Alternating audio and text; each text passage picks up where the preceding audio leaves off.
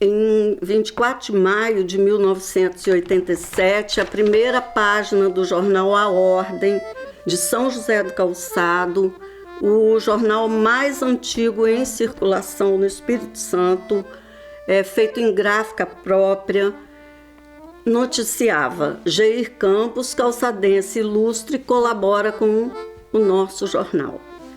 Daí ele foi inaugurar na própria produção dele o gênero crônica.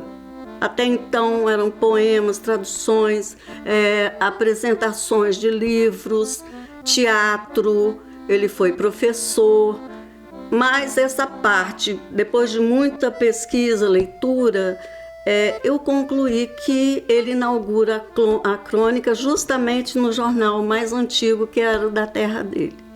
E aí ele produziu os encontros diversos, encontro com a natação, encontro com São José do Calçado, meu encontro com o caçador, meu encontro com o temporal, meu encontro com a marinha.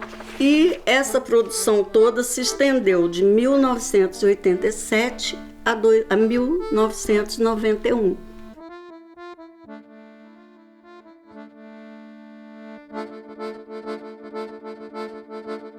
Havia essa preocupação de colocar na biblioteca pública o que ele já havia publicado, para que o calçadense tivesse acesso, não só os calçadenses, como os capixabas, de um modo geral. Por isso que ele fala, coestaduanos, para dar essa oportunidade de ter o conhecimento da obra dele.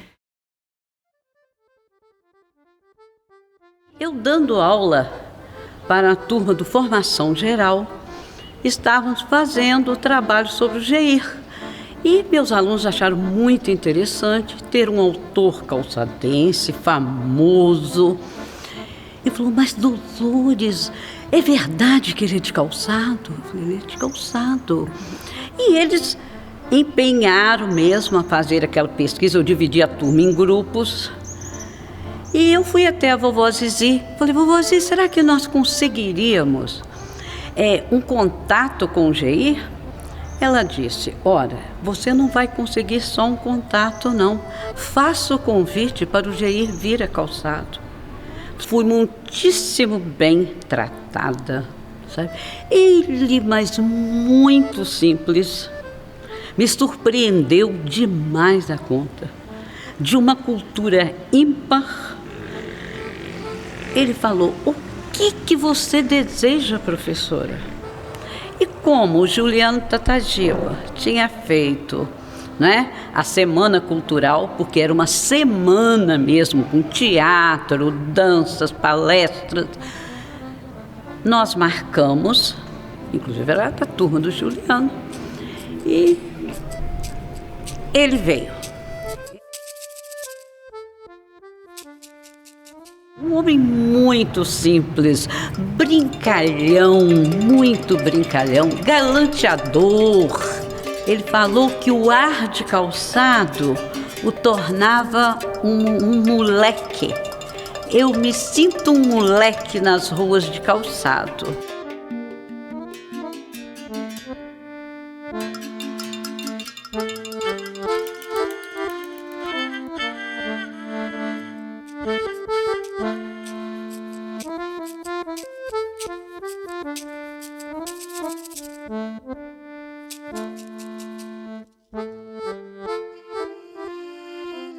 Estava muito disponível, principalmente na fase mais final, né, da vida dele. Ele vinha assim com gosto, com carinho, se sentindo à vontade no meio dos conterrâneos. Nosso poeta-mor veio nos prestigiar de maneira humilde. Então, essas coisas, nós temos que dar muito valor, porque os sábios geralmente são simples.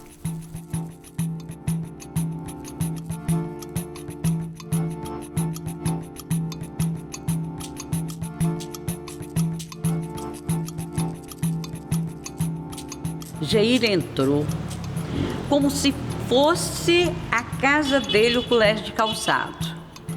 Ele sentou na minha cadeira, nós sentamos no chão da sala e eles começaram. Geir era cativante, Geir era espontâneo.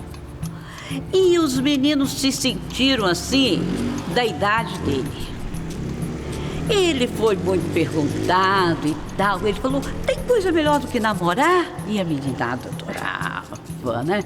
Então ele disse, não, eu me casei, tive 2 filhos. Agora não, agora eu paquero mesmo. E a meninada adorou. Ele fazia questão de ir nos pontos, né, turísticos de Calçado. Mas ele era apaixonado pela Pedra do Jaspe, que ele falava que lembrava uma mulher nua. Geir era, assim, sensacional. É uma pessoa que tem que ser lembrada em Calçado.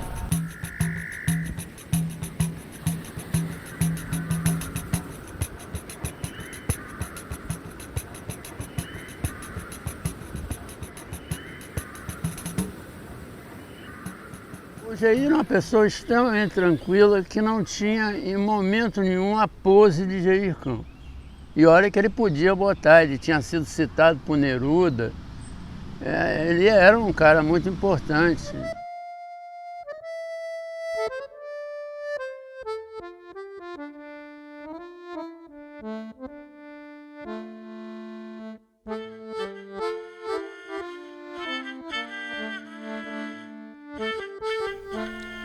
A ideia de fundar um teatro, ele na época estava muito em evidência na produção teatral, tanto de tradução quanto de ensaios técnicos, né? Tem até um dicionário de verbetes, né, de teatro, e ali deu que o diretor, que era Antônio Geraldo, de Bom Jesus, deu a ideia que fosse dado esse nome, né? Teatro Amador Geir Campos, Grupo de Teatro Amador Geir Campos, e foi convidado a dar uma palestra para nós, dar umas dicas, né? E ele foi bem sincero, né? Homenageado e tudo, mas disse que não estava legal. Aí, ele falou que estava muito ruim. E aí, a gente sabia que não era bom, né? O suficiente, ainda mais para uma pessoa, né, que já estava num patamar ultra profissional.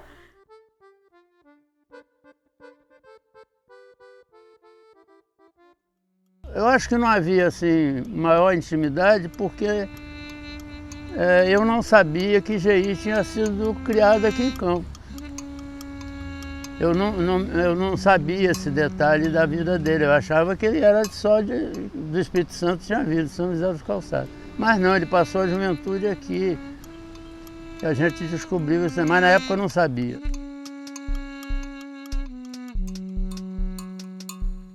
A voz dele era muito suave, ele não dava expor ninguém. Mas ele exercia uma autoridade, sabe? As pessoas respeitavam. Ele fazia uns silêncios assim. E todo mundo ficava em silêncio, né? Mas ele era rígido mais na hora da correção. Eu acho que ele estava dizendo assim, ó, escrever não é fácil, tá? Vocês têm que trabalhar isso aí. O texto de vocês é 6, no máximo, 6,5, né? Um bom texto de vocês é 6,5. Quem quiser escrever bem, vai ter que correr atrás. A Ana Ruda, né, que era uma excelente professora, que dialogava muito com os alunos, que também estava preocupado, né, com a formação de uma consciência crítica em relação à comunicação, além de ter sido uma jornalista brilhante, uma mulher feminista à frente do seu tempo, etc. Ela gostava do Geir, né, como literato, e ela dizia assim, uma vez eu estava conversando com ela, ela falou: o Geir Campos foi um dos grandes poetas brasileiros. Inclusive, quando ele surgiu, né, as pessoas comparavam ele com Carlos Drummond de Andrade, né, colocavam no mesmo nível de Drummond, né. Ele é um pouco mais novo, né, que o Drummond, 20 anos mais novo. mas quando ele surgiu, ele gerou uma expectativa muito grande, assim, como um dos grandes nomes da poesia brasileira. Jair Campos foi o novo mais sério de todos, com uma sabedoria poética e uma visão própria que acabam com a patacoada dos meninos difíceis.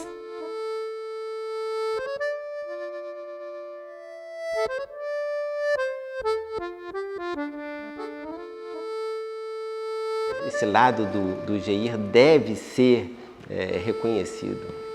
Embora eu acho que as pessoas hoje em dia não estejam muito preocupadas com poesia, né? Mas acho que é um bom momento de as pessoas lembrarem, né? Conhecerem o poeta Jair Campos, que foi um grande poeta. Como um bom comunista, deixou também a marca dele intelectual, ativismo no Partido Comunista. Foi o fundador de sindicatos, dos atores. Então, ele teve, além disso, uma participação que nos impressiona muito, né?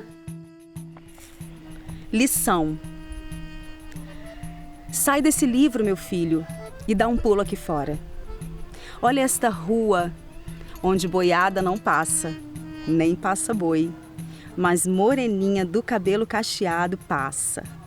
E passa moreno, e passa preta, e passa preto, e passa branca, e passa branco, numa lição de cores brasileira, humanizando o azul da tarde franca. Agora vai naquele muro e caligrafa este exercício. Abaixo o homem, sanguessuga do homem. Depois, querendo, volta a ler teu livro.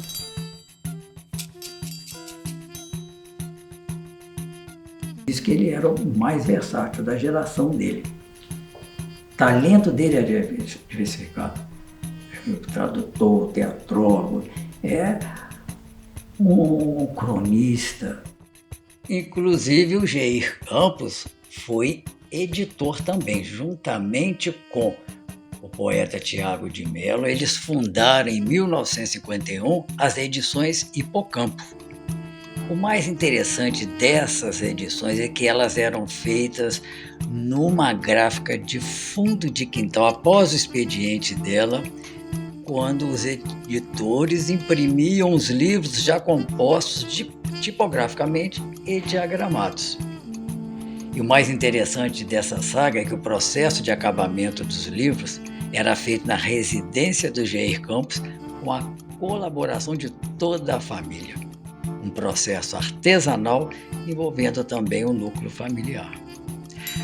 Com as tiragens médias de 116 exemplares, em 2 anos foram feitas 20 edições, que incluíam nomes como Carlos Drummond de Andrade, Cecília Meirelles, Manuel Bandeira, Iberê Camargo, João Guimarães Rosa, Jorge de Lima, Henriqueta Lisboa, Paulo Mendes Campos, dentre outros, e, obviamente, as obras dos fundadores da Hipocampo, Jair Campos e Tiago de Mello.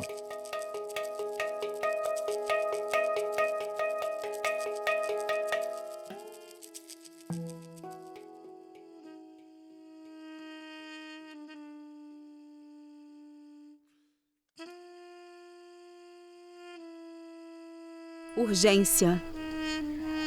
Aqui não veio e viria, seria acaso Maria, a dos cabelos de noite e pensamentos de dia, abrindo ao mais triste escuro o seu clarão de alegria.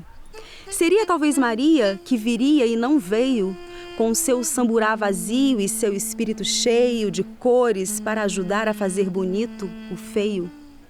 A dos cabelos de noite e pensamentos de dia, talvez sentisse que o mundo assim não a entenderia. Urgente mudar o mundo para que venha Maria.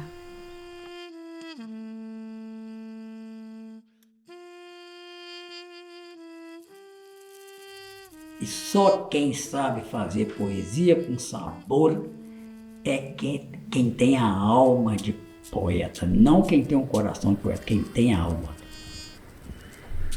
E Jair Campos é assim.